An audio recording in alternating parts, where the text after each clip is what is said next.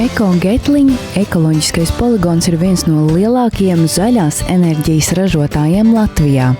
Sadedzinot iegūto poligona gāzi, Eko-Getling iegūst kā elektroenerģiju, tā siltumenerģiju. Lai maksimāli izmantotu saražoto siltumenerģiju 2011. gadā, Eko-Getling teritorijā darbu sāka siltumnīca. Jau ar atklāšanas gadu siltumnīcā audzē iedzīvotāju iemīļotos oranžos tomātus. Latvijas cilvēkiem tas Getling oranžais tomāts patīk. Pēc garšas īpašībām viņš tomēr ir pārāks par ievesto. B-oranžs satur paaugstinātu karotīnu saturu.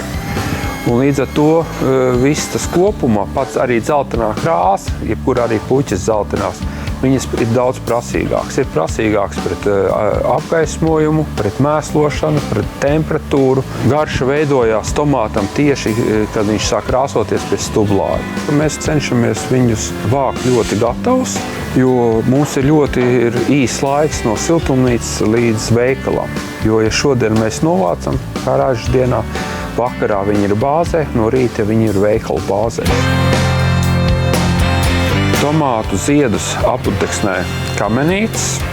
Viņas strādā praktiski 24 stundas dienā.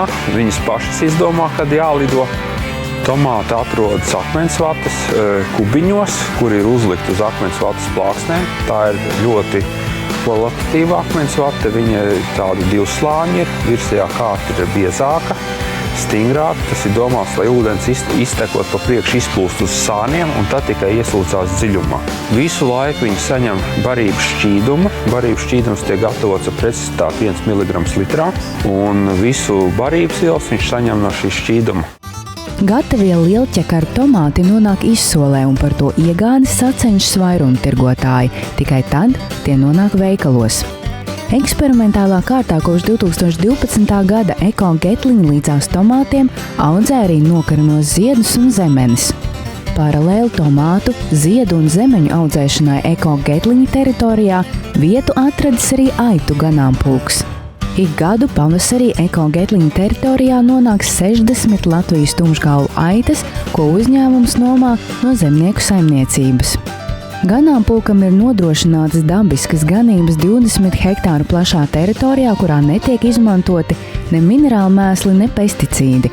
Aitas ganās uz neaktīviem atkritumu kalniem, kurus sedz vairākus metrus biezs māla un kūdras izolācijas slānis. Tāpat ganībās dzīvniekiem ir pieejams svaigs ūdens un nojumi nakts stundām.